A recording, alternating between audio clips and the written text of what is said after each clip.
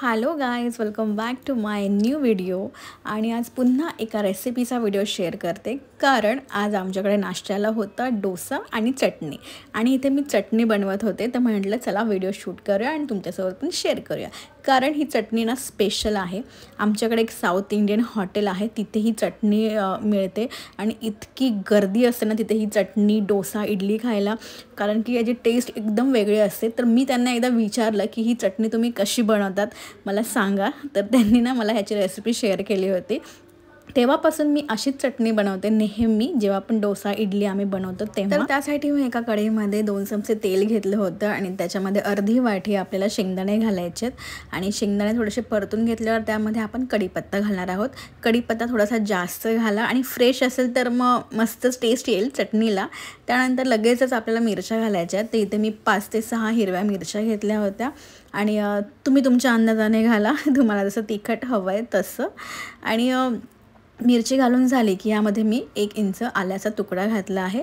आणि मी त्यांना विचारलं की तुम्ही ह्याच्यामध्ये लसूण नाही का घालत, तर ते मला म्हणाले की नाही, आम्ही लसूण नाही घालत, आम्ही फक्त ह्याच्यामध्ये आलंच घालतो. आणि ते म्हणाले की बहुतेक साऊथ इंडियनमध्ये ना लसूणचा वापर नाही करत चटणीमध्ये, असं ते मला म्हणाले होते. तर म्हणले ठीक आहे, आपण पण फक्त आलं घालून बघूया. त्यानंतर त्यांनी मला अजून एक सांगितलं की ते याच्यामध्ये पुदिनासुद्धा घालतात.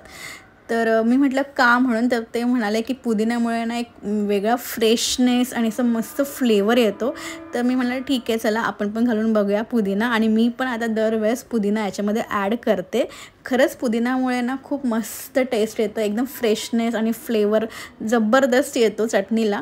त्यानंतर मी इथे थोडीशी चिंच घेतलेली आहे, चिंच पण यामध्ये आपण ॲड करायची आहे.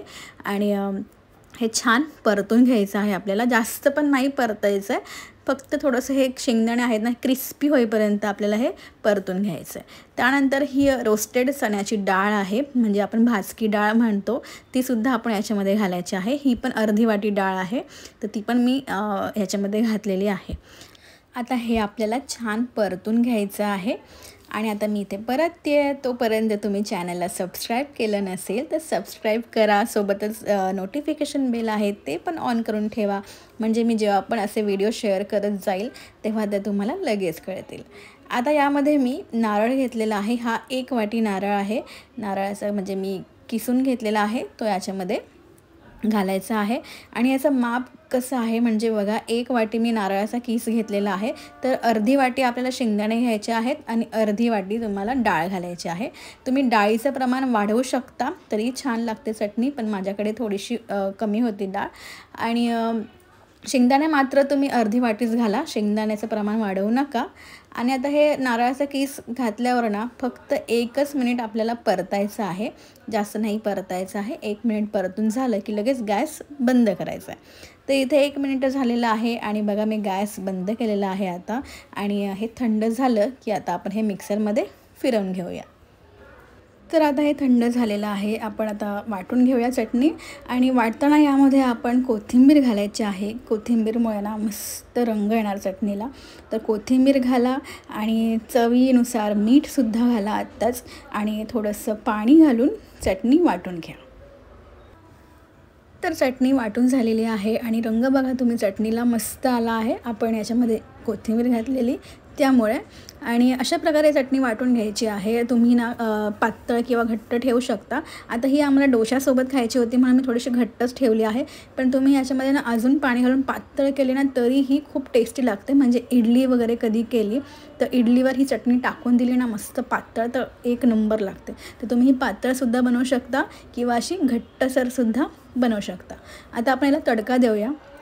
तर एका फोडणीच्या भांड्यामध्ये मी तेल घेतलेलं आहे, 2 मोठे चमचे तेल घ्यायचं आहे. आणि तेल गरम झालं की यामध्ये मी घालणार आहे मोहरी.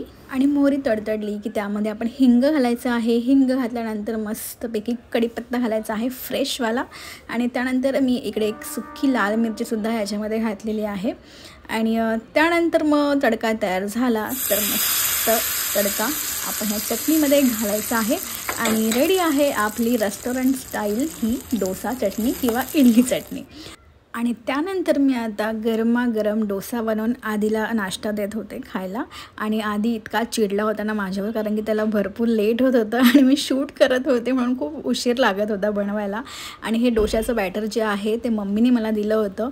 मम्मी इतकं परफेक्ट बॅटर बनवते ना, कधीच डोसे बिघडत नाही, कधीच नाही, चिकटत नाही किंवा अजिबात बिघडत नाही. टेस्टला पण खूप मस्त लागतात, एकदम आपण उडुपी हॉटेलमध्ये खातो ना अगदी तसेच.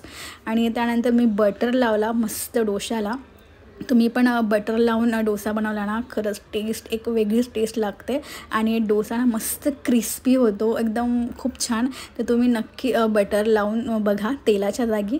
आणि त्यानंतर बघा सहजच डोसा निघतो आणि तुम्ही रंग बघा डोशाचा आणि बघा किती मस्त क्रिस्पी झाला आहे आणि खूपच टेस्टी लागतो बटर लावून डोसा बनवल्यावर.